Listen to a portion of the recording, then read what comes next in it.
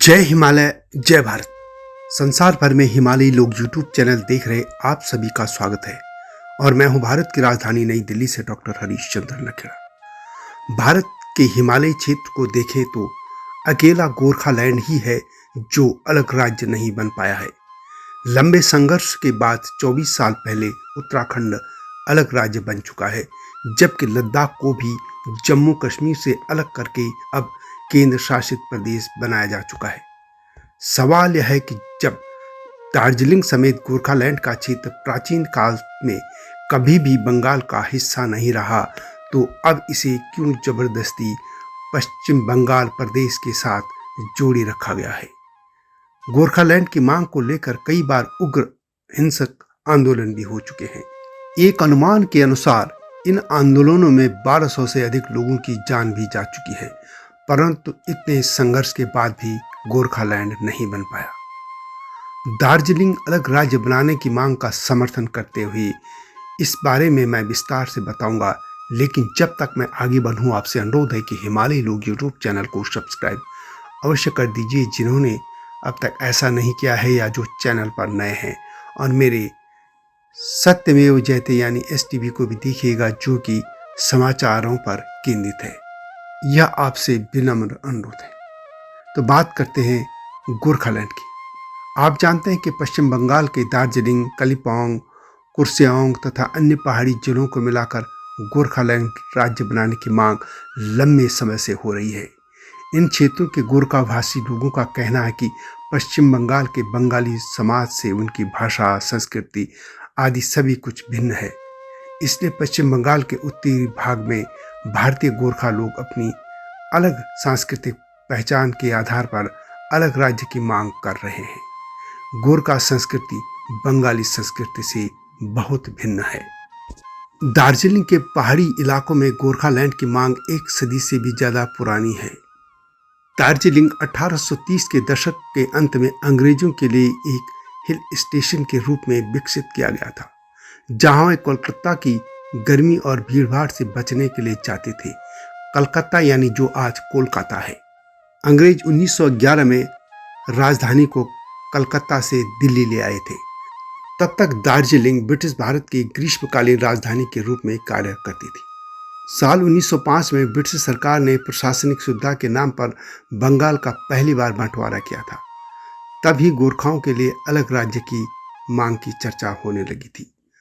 दार्जिलिंग को एक अलग प्रशासनिक क्षेत्र के रूप में स्थापित करने की मांग 1907 से चली आ रही है, लेकिन 1980 के दशक में गोरखालैंड की मांग को लेकर लोग सड़कों पर उतरे थे। तब Gorkha national liberation front GNLF के संस्थापक सुभाष घिसिंग ने गोरखालैंड की मांग पर उग्र आंदोलन किया था। वैसे तो इन आंदोलनों के बाद दार्जिलिंग के लिए पहले गोरखा हिल काउंसिल बना दी गई थी और बाद में अब गोरखालैंड प्रादेशिक प्रशासन यानी GTA का गठन किया गया, परंतु लोग आज भी अलग राज्य चाहते हैं, जो कि जायज मांग है, न्यायोचित मांग है, तर्कसंगत मांग है। यानी गोरखालैंड एक अलग राज्य बनना ही चाहिए। गोरखा लोगों की आम शिकायत है कि पश्चिम बंगाल में उनका कोई वजूद नहीं है। वैसे भी कोलकाता में मारवाड़ी दिख जाएंगे, बिहार के लोग दिख जाएंगे, उत्तर प्रदेश के लोग दिख जाएंगे, दक्षिण भारत के लोग दिख जाएंगे, जो कि संपन्न हालत में हैं, नौकरी में हैं, व्यवसाय में हैं, परंतु गोरखा वहाँ हाशिए पर हैं। गोरखाओं की शिकायत है कि पश्चिम बंगाल सरकार मानती है कि जैसे गोरखा तो सिर्फ दार्जिलिंग आने वाले पर्यटकों की सेवा के लिए ही है, वे टैक्सी चलाएंगे या सेना में जाएंगे या ढाबों पर काम करेंगे। यही उनकी नियति मान ली गई है। उनकी एक और शिकायत है, वो ये कि पश्चिम बंगाल में राजनीतिक तौर पर उनकी कोई पूछ नहीं है। पश्चिम बंगाल से न उनकी बोली मिलती है, न भाषा मिलती है, न संस्कृति मिलती है, न खान पान मिलता है, न पहनावा मिलता है। इसलिए उनके साथ गोरखालैंड को रखने की कोई जरूरत है ही नहीं। परंतु गोरखालैंड बनने में एक ही समस्या है, वह है राजनीति। पश्चिम बंगाल में लंबे समय तक राज करने वाले वाम दल शुरू से ही गोरखालैंड का विरोध करते रहे हैं।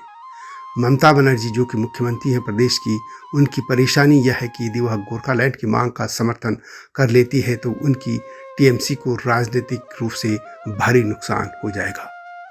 केंद्र में सरकार चला रही भारतीय जनता पार्टी अलग गोरखालैंड की बात तो करती है, जिसकी वजह से उसको गोरखा समाज का वोट भी मिलता है, परंतु करती कुछ नहीं है। लोकसभा में लगातार 4 बार से भाजपा का सांसद चुना जाता रहा है।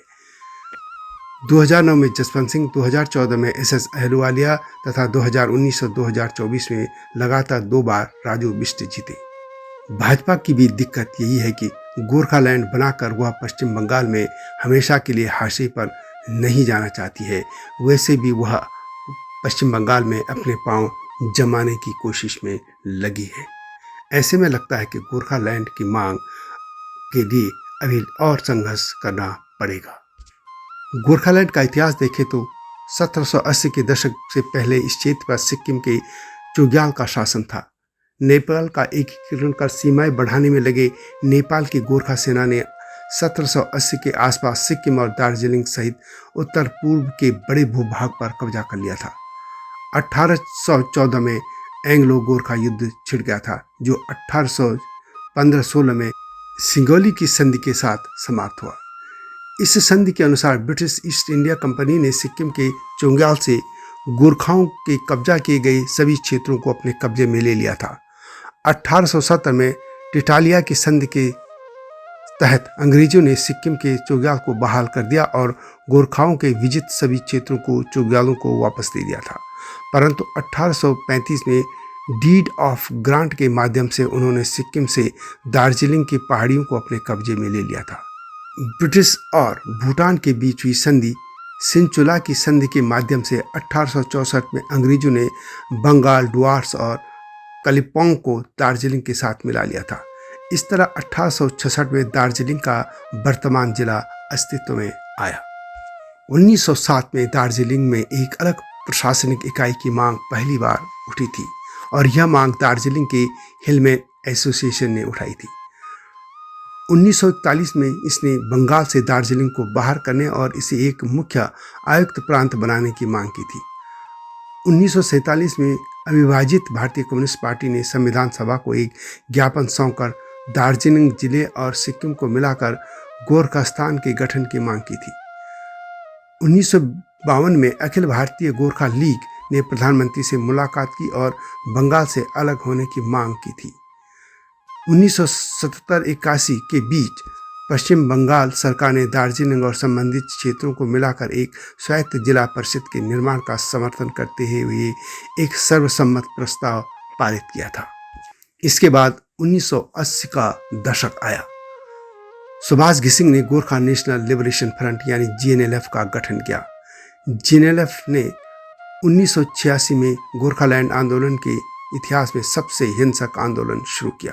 1988 में GNLF, बंगाल राज्य और केंद्र सरकार ने दार्जिलिंग गोरखा हिल काउंसिल समझौते पर हस्ताक्षर किए थे।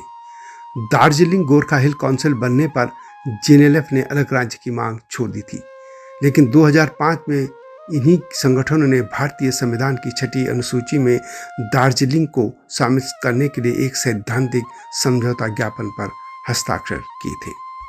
हालांकि गोरखालैंड क्षेत्र के लोग अलग राज्य की मांग का सपना देखते रहे।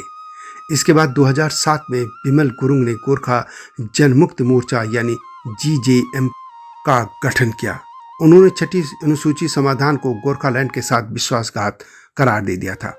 उसी वर्ष अलग गोरखालैंड की मांग के लिए उन्होंने आंदोलन तेज कर दिया था। 2011 में GJM के आंदोलन को शांत करने के लिए पश्चिम बंगाल विधानसभा ने दार्जिलिंग के लिए एक अर्ध स्वायत्त प्रशासनिक निकाय यानी गोरखालैंड प्रादेशिक प्रशासन GTA के गठन की मंजूरी दे दी थी। तब से GTA अस्तित्व में है, लेकिन लोग अलग राज्य की मांग का सपना नहीं भूले हैं।